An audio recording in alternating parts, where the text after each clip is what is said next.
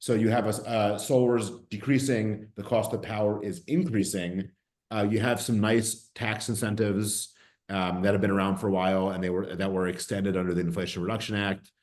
And so basically the deal for solar, if you think about like why would I do this, right? Like, why do most people go solar? They do it to save money or make money. The deal is better now than it's ever been. Welcome to CRE PN Radio for influential commercial real estate professionals who work with investors, buyers, and sellers of commercial real estate coast to coast. Whether you're an investor, broker, lender, property manager, attorney, or accountant, we're here to learn from the experts. Welcome to Commercial Real Estate Pro Network's CRE PN Radio. Thanks for joining us. My name is J. Darren Gross. This is a podcast focused on commercial real estate investment and risk management strategies. Weekly, we have conversations with commercial real estate investors and professionals who provide their experience and insight to help you grow your real estate portfolio. Today's interview is sponsored by Building Insurance and Risk. When you invest in real estate, it pays to work with a real estate investor protection specialist to protect yourself and your investment from catastrophic loss. The experts at Building Insurance and Risk focus on real estate investor protection. They provide you with multiple insurance coverage offers and a side-by-side coverage comparison. To learn more, go to buildinginsurancerisk.com. Today, my guest is Josh Goldberg. Josh has over 20 years of experience founding and operating businesses in solar energy and technology. Josh is currently the CEO and co-founder of Sunstone Credit, a technology-enabled clean energy financing platform that helps businesses go solar.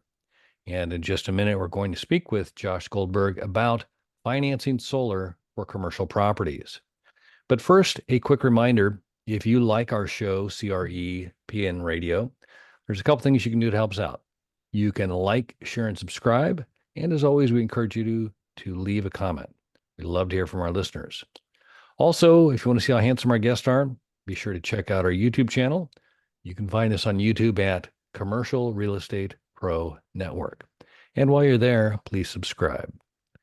With that, I want to welcome my guest, Josh Goldberg. Welcome to CRE PN Radio. Thank you so much for having me. Sorry to disappoint any of your listeners and viewers who are looking for a super handsome guest. Well, I mean, you're looking pretty sunny there, so we'll start with that, and I'm sure everybody will be delighted to see you there. But before we get going, if you could take just a minute and share with listeners a little bit about your background. Sure. So, born in Baltimore, Maryland, went to University of Maryland, then University of Maryland Law School. Started my career as a corporate lawyer doing M&A for a few years. Around 2007. I was sort of an associate at a big firm, working a lot. It wasn't really a very fun existence. And a friend of mine approached me and said, "Hey, I think the solar market in the U.S. is going to be big." This is 2007, so the market was infinitesimal at the time. "I'm looking to start a residential solar business. Are you happy doing what you're doing?" And I said, "No, I'm not. I would love to do something else." And to be honest, at the time, I didn't have a better idea. And so I said, "I know I don't like this. Why don't I try doing that?" So that was kind of my first at bat in entrepreneurship. It was a company called Astrum Solar. We started in Maryland. There was 3 of us that started it, and we grew it to be the 4th largest residential solar installer in the country. We had offices at our peak in 15 states. We were the largest on the East Coast. We sold that business to British Gas in 2014. Towards the end, we actually launched a commercial solar division as well. So started with residential and then did both residential and commercial. One interesting thing we found is our biggest lead source for commercial solar was our residential business. We would put solar on a person's house. And if you think about, all of your listeners who own commercial solar, what are they? They're just humans that also live in homes. And they'd say, "Oh, this is really interesting. Like, this works really well in my house. Like, can you also do it for my business?" And that was actually how we got to launch a commercial solar business. So after Astrum, I co-founded a company called Sunlight Financial that did consumer energy finance. And then about 3 years ago, I started Sunstone Credit. And our mission at Sunstone is to help commercial property owners go solar. When I say commercial property, it's really anything non-consumer. It could be a nonprofit. It could be traditional commercial real estate. It could be agricultural. It could be a private school that owns real estate, really anything non-consumer.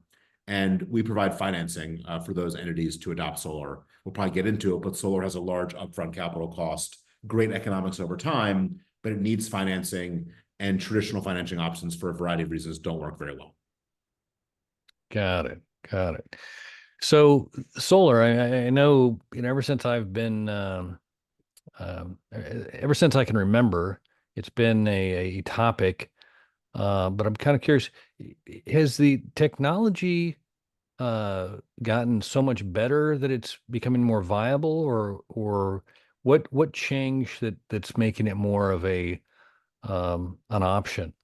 It's a fantastic question. So you think about in the 20 years I've been in the business, the technology has gotten marginally better every year.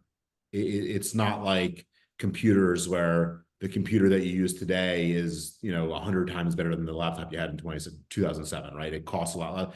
Solar is a pretty mature technology. It does get marginally more efficient every year. What has happened, though, that's really driving adoption is the cost has plummeted because of manufacturing scale. So just to give you a sense, the solar panel itself is a big piece of the system. You see it when you drive around. That panel, when I first started, cost $4 per watt. Per watt is just like the metric for it. That same panel today cost 30 cents per watt. So Oh, there's been wow. over 90% decrease in the cost of the module and related equipment. So the cost to go solar has dropped substantially over time. At the same time, what's happened to the cost of power, right? It has actually increased substantially. So you have solar's decreasing, the cost of power is increasing. You have some nice tax incentives that have been around for a while, and that were extended under the Inflation Reduction Act. And so basically the deal for solar, if you think about like why would I do this, right? Like, why do most people go solar? They do it to save money or make money. The deal is better now than it's ever been. Got it. And that's what's really driving adoption at the end of the day is people go solar to save money, to make money, they're tired of whether you're a homeowner or a business, you get that utility bill. And utility bills have gone up a lot in the past few years. I'm sure you hear this from your property owners. Like it's a big part of your variable operating expenses, right? But you've no control over it.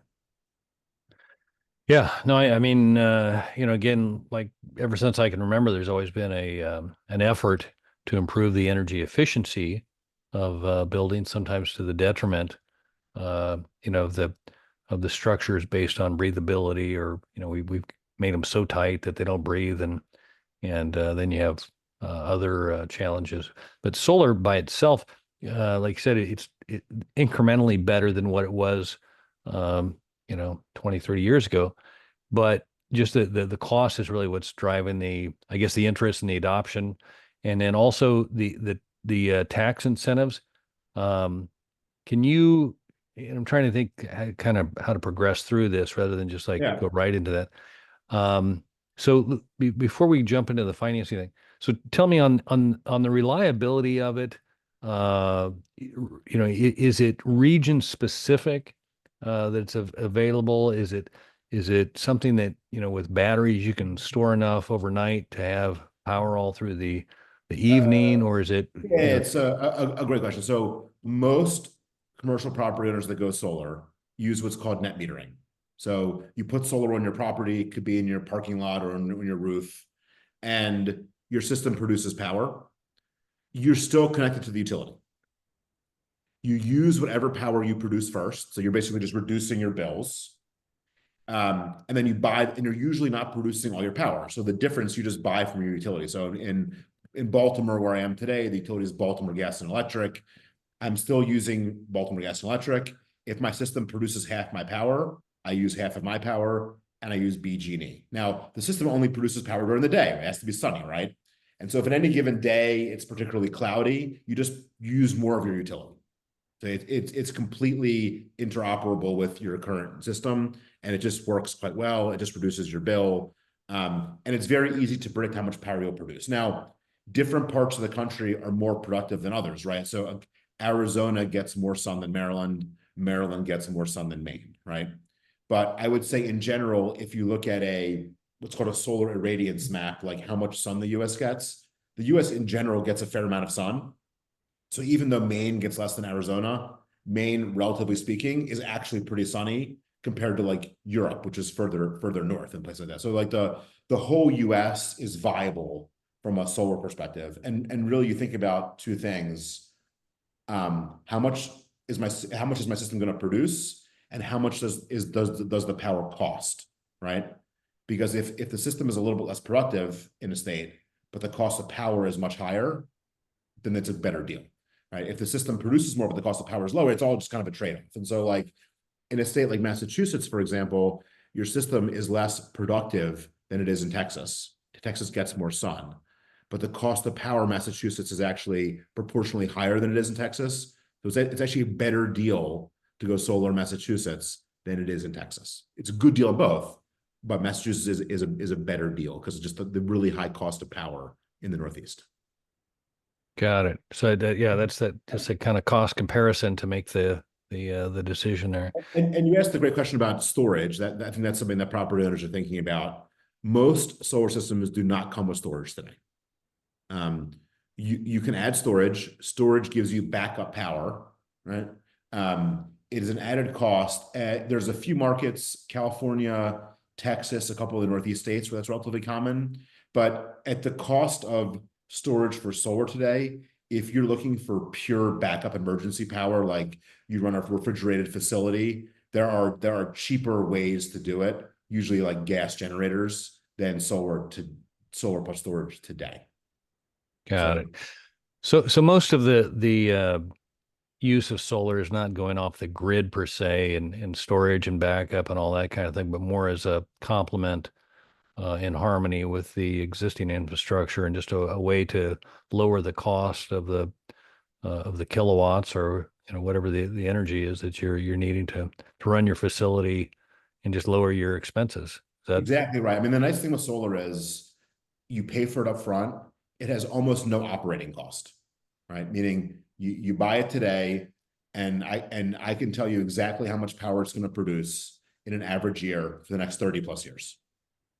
And so as a property owner, you can say, hey, I have, if power is an expense of mine, or maybe it's an expense of my tenants, depending whether you're triple net or gross, you can pay today and lock your power costs in for a long period of time, right? And I think if you look at power costs in the market, depending upon what state you're in, historically they increase 3 to 4% per year. They kind of track inflation. Since they track inflation, those costs have been substantially higher this year. So my guess is there's a lot of people who have gross property leases who the past 2 or 3 years have not been very kind to their bottom line because their power costs are up a lot, right? And so you think about like, well, if you think about owning commercial property, the way I think about it is you want to fix all the costs you can, all the expenses you can, because you kind of know what your rent is, and you want to drive your rents up over time and keep everything else fixed, right? You want a fixed rate mortgage, and so this is a way to fix that kind of power line item, at least for a portion of your power. And it's a great way to do it. No, that's good. And you mentioned 30 years. Is that the typical life expectancy of a solar So panel system? the systems usually come with a 25-year warranty life. We in the industry sort of say it's a 30-year estimated life. In reality, it's probably longer, but that's just sort of what we use as a plug. I mean, one of the ironies here is that the solar industry started gaining steam in like the late 2000s. And so you actually have very few, if any, systems that are even outside of their warranty life, let alone, kind of estimated life. It's just a newer industry. So I think like my first residential system was installed in 2007. So it's still in the warranty life of the panels for another 8 years. Got it. And with that, I mean, the fact that they're warranted for 25 years, I'm assuming there's very little, if any, um, challenges once a system's installed and working. Like you mentioned, virtually no service. Virtually no service. You might want to occasionally clean the panels if you're in a particularly difficult climate, maybe, but on the average, there's very little. And to the extent that there is an issue, it's usually covered by a warranty. So it's not like an elevator or an escalator that's like a complex moving system where every other month someone's coming to fix it. Right. It really is warranted. There aren't a lot of moving parts to it. It really shouldn't break. It just kind of sits there and works. Like it's almost like a passive thing on your roof. Got it. And as far as the applications for the different types of buildings or the different asset classes, is there any limitation on, the asset class or the size of building, or is there a sweet spot that you found? Yeah, the biggest one that you'll see with solar is you need space to deploy it, right? And so if you think about like urban environments, big tall buildings, lots of power being used, lots of square feet, very little roof space, right? So you're not going to see solar on tall office buildings or like large urban hotels. It just doesn't make sense. Now, maybe if there's a big parking structure, maybe. And so solar tends to work best when you have either lots of roof space or lots of square footage. So grocery anchored shopping centers, manufacturing facilities, warehouses, school buildings, agricultural, where you have either land, because you can install solar in the land and wire to buildings, or you can put it directly on top. Multifamily is a great one because you have usually like lower rise multifamily, high rise, not so much, right? And so really you just want to have a decent ratio of kind of available roof space or available space for solar relative to your power usage. Like you could put solar panels on a skyscraper, you're just going to produce such a small percentage of the building's power. Like, why would you bother? Right. Um, Right. so that's usually the big, like from like a technical perspective, it'll work anywhere, and like a good installer, some jobs are harder than others, but it works anywhere. It's really just a question of how economic is it, and you want to get to some level of scale to do it. Got it.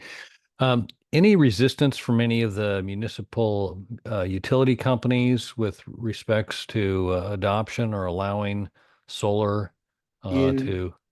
It's a great question. In almost every market that matters, every major metropolitan area, there are laws that require the utility to do it. So you don't get a lot of pushback. There are some, if you go to like the Dakotas and like the Great Plains, there are some utilities where they make it less favorable from an economic perspective. But generally speaking, the utility can't stop you from doing it. It's just a question of whether the rules that they have make economic sense. And I'll tell you, like we've at Sunstone financed systems in 35 states and gotten applications in 47. So I think that there is like sometimes a perception that solar is like, California and like the liberal Northeast. And like those are great solar markets, don't get me wrong. But the economics for solar work in places like Oklahoma and Texas and Arkansas and Florida and Georgia and Illinois and Minnesota as well. Like there are a lot of great solar markets. And the regulatory landscape is generally pretty favorable for it. Got it.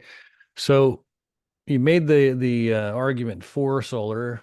Everybody now is ready to do solar. Hmm.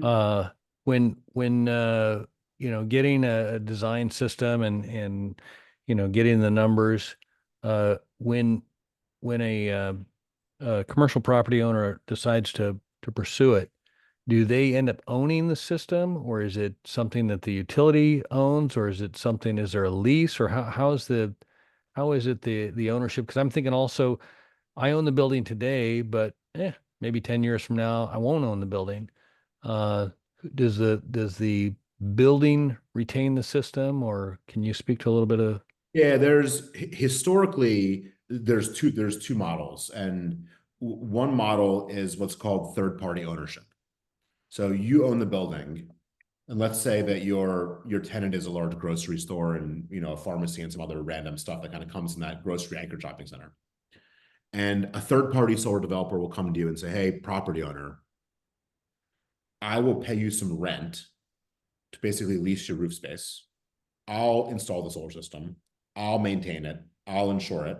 I pay you whatever it is per square foot rent, usually not very much, contingent upon my ability to enter into an agreement to sell your tenant's power, right?"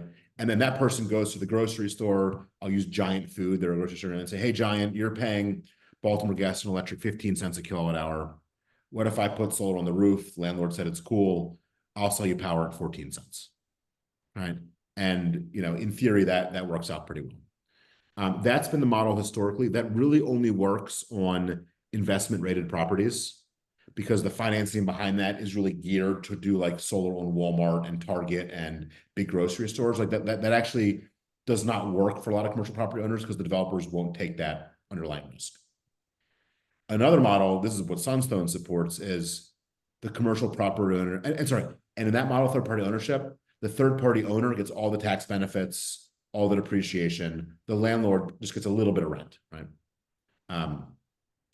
And you're also introducing a third party into your system. So like when you sell the property, there's all kinds of agreements you have with this system that have to get moved over too. So like you can be a lot of property owners don't like this because it kind of adds like a third person into the relationship, right? And you're also to some extent disintermediating your relationship with your tenant, right? What we support is the property owner buys it themselves. So in that same grocery anchored example, you as the property owner buy solar, you use our financing to buy it, you use the tax credit, you use the depreciation, you enter into an agreement to sell power to your tenant, right? And I think in a lot of scenarios, you can actually give your tenant a discount on their power bill, right? So the tenant's happy because they're saving money. You're providing a value-added service. It is green. And I think, a lot of businesses would prefer to use green power, especially if it saves them money, right? It's not a negative. A lot of customers care about that. And you're generating extra NOI, right? And the NOI that you're generating when you own the asset is generally speaking more than the extra NOI you get when you're leasing your roof. And so if you think about, you mentioned like, what do you do when you sell? Well, what we see is that a lot of times the system just conveys with the property, right? Because at the end of the day, that solar revenue you're generating, or if it's a gross lease, the expense you're avoiding adds NOI. And when you sell the property, you get that sale price, and the new owner just takes on the system as an operating expense and benefit. Yeah, no, that makes a lot of sense if it's attached to the building. I think somewhere along the way I'd heard about, these systems that were not owned, like you were describing the third party systems. And I was going, it seems a little complicated when you go to exit a property. It can be, and one of the challenges too, and look, it has a place in the market, but a lot of times those third party systems, you enter into a deal with a developer who's local, but then they sell the asset. And then 5 years later, you're 4 people down the rung and you don't even know who owns it. Right. And, you're going to close your property and you're in a pinch to get it done, and you don't even know who to speak to get sign-offs, right? And then it ends up owned by some institutional investor who's like an absolute nightmare to deal with, right? And so I think it's, for most property owners, it's cleaner and simpler to own it yourself. Now you do have to do a little bit more work, but I think the benefit is there. And also, if there's ever an issue with the system, like, let's say that you have someone who, you can think like, well, what is one of the risks of doing this, right? Like, if the thing isn't installed right, maybe the roof leaks. If it's installed right, never happens. But imagine, this third party, because it's not you, doesn't do a great job. And you get a call from your tenant. It's like, hey, Josh, my roof's leaking. And you're like, well, I got to like call that guy to go fix it, right? Whereas if you own it, you can pick the installer that you want. If there's ever an issue, like you can deal with it directly. It's just a simpler structure. The challenge is you have to have that cash upfront to do it, right? And so, until Sunstone launched, there was no financing. Like you had to pay cash. And a lot of property owners would say, well, hey, like, I get that it's a better deal, but I don't have the cash sitting around to pay for it. I don't want to do a capital call. I don't want to go to the bank because I don't want to, like, I just refinanced my mortgage. It's a pain in the butt, right? And even if you went to the bank, they wouldn't have the right products for solar. They would try and jam you into like a 5-year equipment lease, which doesn't make much sense for solar. And so our whole thing is, let's reduce friction for property owners. We actually do 100% financing. We'll finance the entire solar system. We go out to a 20-year term, so you can kind of match your cash flows properly. And we make it super easy. One thing that I've learned in solar is you don't need solar, right? So like if you say like, what problem does solar solve? It doesn't solve a single problem, right? It's not like you own a property and the roof is leaking and you got to redo the roof. Like, it's got to get done immediately, or the HVAC units go offline, or the parking lot's in shambles, right? Like, that's like solving a problem. This is an opportunity to save money.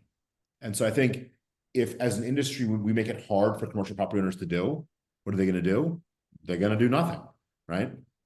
If we make it simple and we bring the right financing to the table so that it's a no-brainer, what are they going to do? They're going to do it because it's easy. And so, in my mind, I think a great analogy for solar is cell phone antennas, right? Like, those started coming out in the 80s and 90s, and there was a lot of hesitation to do them, right? Like, is it going to cause cancer for my tenants? Is it going to fall off the roof and like impale a customer? Is it going to damage a car? Right. But what ended up happening is people put them up.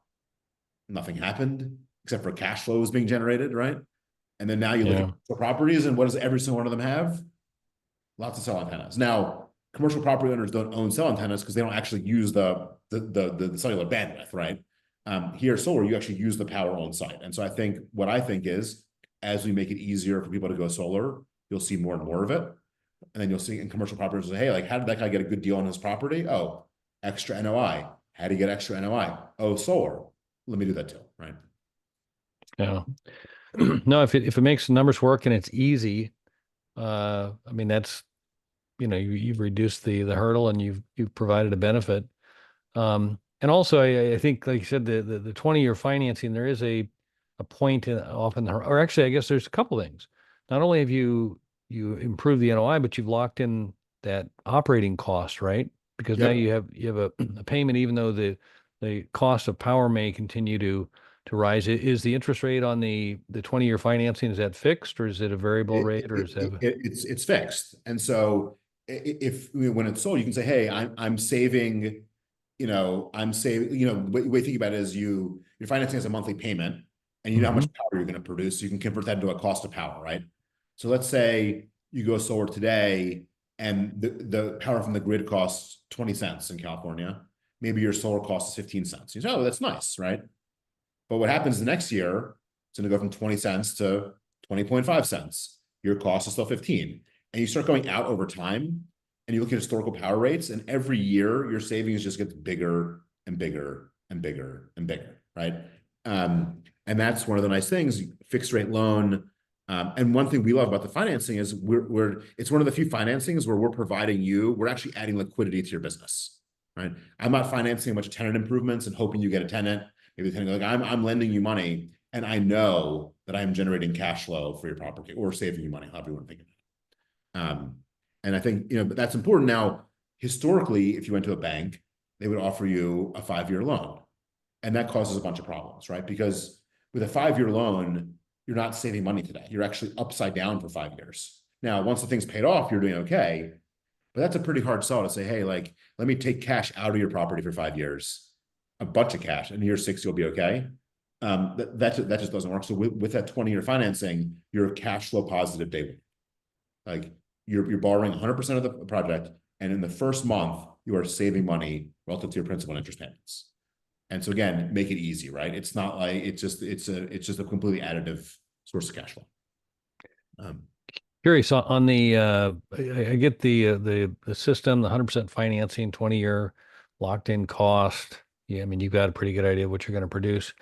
Uh, in the event that you're producing more than you need and you're selling back to the grid, is there a common delta between your cost versus what the utility will pay you for the energy you produce? It varies by state a lot. Yeah. Usually in the better solar markets, you get a 1-for-1 value up to your 100% of your usage. So, on a Saturday, if you're not in the office, in the building, you send power back, you get a credit, you use it on Monday. Over the course of a year, if you go over 100%, you tend to get less value for it. And so one of the things that we do as a service to our borrowers is this is a new industry, right? There's a lot of installers out there. Most of them are fantastic and do a great job. Like any new industry, not all of them do, right? And so we want to make sure that our borrowers, our commercial property owners, get a good deal, right? And so we actually help them evaluate the proposals and say, hey, you know what? This is maybe producing a little bit too much power. Maybe you want to dial it back just to be safe. But there are markets where you can produce a surplus and generate extra cash flow from it. It's just all about understanding the uniqueness of your market. So So you've been doing this how many years now? we launched this business in late 21. So this is kind of coming to the conclusion of like our third operating year. Okay. And in 3 years, what's an average system that you're seeing with cost, size? Uh, I don't know what all the different ways you measure it, but I mean, obviously you've said there's zero upfront costs. So that's, I mean, you'll do 100% financing, but I'm just kind of curious on a size of a building or a system or an application. What's what's one that you do all the time that works well? Yeah, there's actually not a great average, but Okay. our if you look at our portfolio, the average loan that we do is a little over $400,000. The range in loans that we do goes from $50,000 up to about 10 million. So you can imagine on the low end, your dentist is a kid, right? They have like a little residential house that's a commercial property on a main street, and they put solar on it, $100,000 loan, right? Like we do those all day long. They're great. We love it. Veterinarians, dentists, all that stuff, right? Little small office buildings. And then you got like grocery anchored retail, right? That has a $5 million loan because they use a lot of power. And that's great too. So there is a broad spectrum, and we're sort of suited to cover them all. Our underwriting varies and the products vary a little bit, but like we really do want to serve it isn't just like pure play, multifamily or grocery anchor retail. We do a wide variety of things. Just to give you a quick sense, I'm just looking at some recent projects. We did a $1.5 million loan to a manufacturing facility in New Jersey. We did a $750,000 loan to a livestock farm in Utah. A $300,000 loan to a vineyard in California. A $3.2 million loan to a large office complex in Pennsylvania. $119,000 to a pediatric dentist. $1 million to a Ford dealership in Massachusetts. $664,000 to a nursing home. Right? Nursing homes use a lot of power, right? A $92,000 loan to a convenience store. A $310,000 in California. A $300,000 loan to an auto dealership in Oklahoma. That nursing home was in Wisconsin. And a $310,000 loan to a church in Washington, D.C. So it's just a broad spectrum of properties. I mean, any of these kind of commercial properties, they all use the common denominator. They all use power, right? Whether you're a dance studio or a car dealership, like you're using kilowatt hours. And if you can reduce that, that's great. Now, some of these are owner occupied, and the savings go directly into their pocket, right? They're paying their own bill. Some of them are gross leases. They're avoiding expense. And I think one of the interesting things we're starting to see is a lot of property is triple net, right? And so historic issue with solar is like, as a landlord, why do I care? I'm not paying the utility bill, right? So I think what we're starting to see though is, in a couple of years ago when everything was like go and rates were low and people were selling properties every year, maybe they didn't care, right? Now people's rates are rising, right? The cost of ownership has increased. Sale prices are down a little bit. And so you think about, well, how can I generate extra cash flow? Like solar is an easy way to do it, right? And so like now I think that you should care. And so maybe in that triple net you go to one of your tenants and say, hey, tenant, I got a great deal. I can save you money. And by the way, I'm making money too, right? And that's a nice win too. Like I think very rarely can a landlord call a tenant up and say, hey, I'm going to actually save you money and reduce your cost of being in my space while actually making more money for myself, right? Tenants are used to like the rents just keep going up and up and up and up. And so, hey, in the new lease, hey, we're raising your rent, but there's good news, by the way. Maybe I can actually keep your occupancy cost the same, so I can lower your power costs a little bit, right?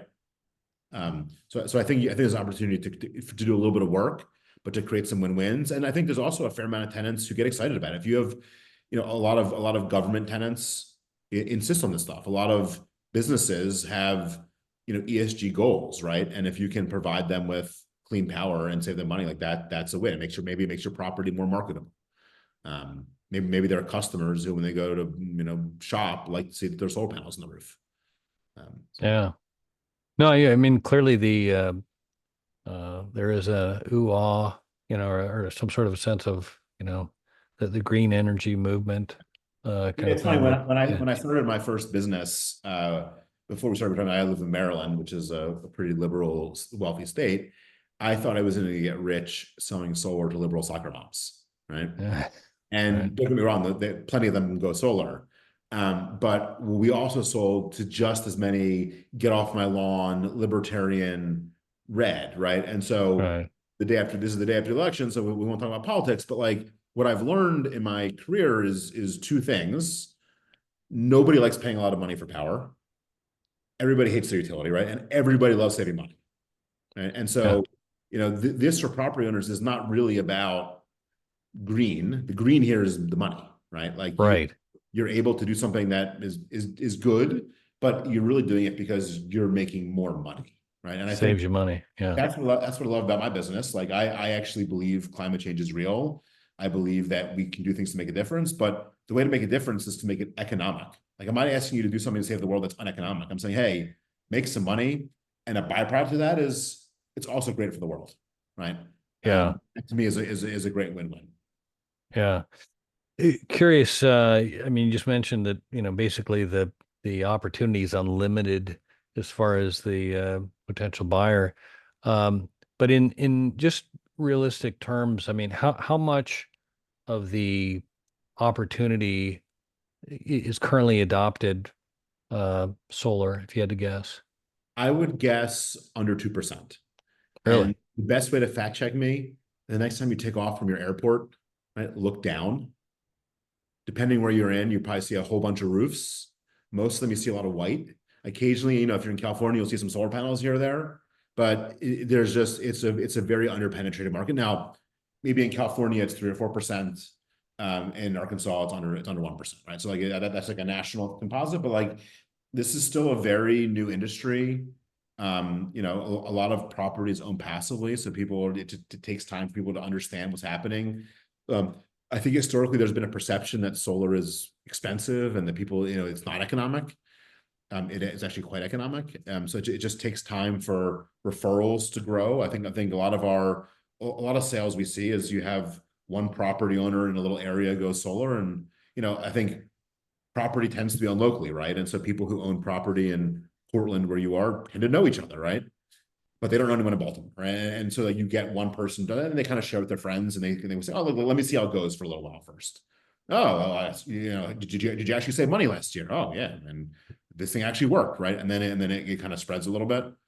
So that's what we see, and in more mature markets, you see more of that. And so we're always looking at ways, and there's also like a lot of incentives out there. And so we're looking at ways to help educate commercial property owners on, this actually is a good deal. It actually works. We don't sell solar.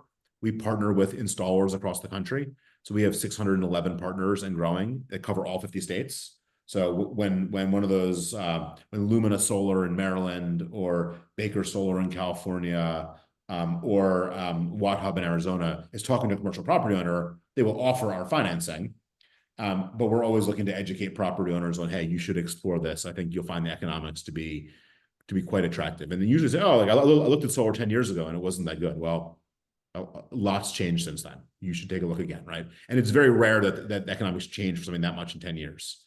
And again, you mentioned like this is not like a lot of efficiency things that like don't have a lot of benefit. This truly has quite the nice financial reward. Yeah. Well, I'm raised my hand. I'm always looking for ways to save, and I think you just have to, whether you're running a household or a business or a owning commercial properties. It's incumbent upon you to, in order to remain cash flow positive, because there's always going to be additional expenses Yeah. that are going to come, that are, whether it be taxes or insurance or whatever it might be, that outpace what you projected. And just in order to stay viable, you got to look for ways to cut. So Yeah, I and get it. look, your cost of power, you have zero control over it, right? Yeah. It's Yeah. except by the utility. You have no, and so I think it's frustrating when you have a bad year because regulators allowed for a large rate increase. That it's totally out of your ability to manage. With solar, you can manage that. Yeah. That makes sense. Hey, Josh, if we could, I'd like to shift gears here for a second. By Sure. day, I'm an insurance broker, and as such, I work with my clients to assess risk and determine what to do with the risk. And there's three strategies we typically consider. We first look to see if there's a way we can avoid the risk. When that's not an option, we look to see if there's a way we can minimize the risk. And if we cannot avoid nor minimize the risk, we look to see if there's a way we can transfer the risk. And that's what an insurance policy is. It's a risk transfer vehicle. And as such, I like to ask my guests if they can look at their own situation. Could be your clients, the technology, the funding, or the availability of funding, the market, whatever it is that you identify and consider to be the biggest risk. And again, for clarification, Uh, while I am an insurance broker, I'm not necessarily looking for an insurance related answer. And so if you're willing, I'd like to ask you, Josh Goldberg, what is the biggest risk? Well, I'll throw you a bone first. So when you go solar, we actually require that all of our borrowers have insurance on the system. A lot of times it's covered in the underlying property insurance, but it is a great asset. You do want to make sure it's insured. Weird things happen like hurricanes and whatnot. So there's a bone. And we actually have had a casualty event where something happened to the system, unfortunate, but insurance covered it, and we got made whole. The borrower got made whole. Everybody was happy. So I think like for us as a business, we're a 40-person startup, and so there's a lot of risks. A lot of them are execution, right? Like, can we continue to deliver we sit in between three parties. We partner with capital providers to deploy capital. We partner with solar installers who offer our financing, and we partner with business borrowers, right? We have to deliver a seamless, efficient experience as we grow. And we have to keep getting better and better and better at it. So our biggest risk, I think, is just execution. Can we kind of control it? But at the end of the day, like interest rates, right? Interest rates, they're a problem for a lot of reasons. As rates rise, our cost of capital rises.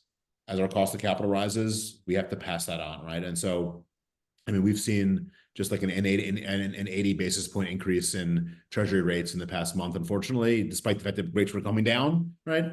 And so that at some point makes our capital more expensive. And at some point, if our cost of capital keeps getting more expensive and utility rates don't rise, the deal is not quite as good, right? So that's like a risk that is kind of out there in the world.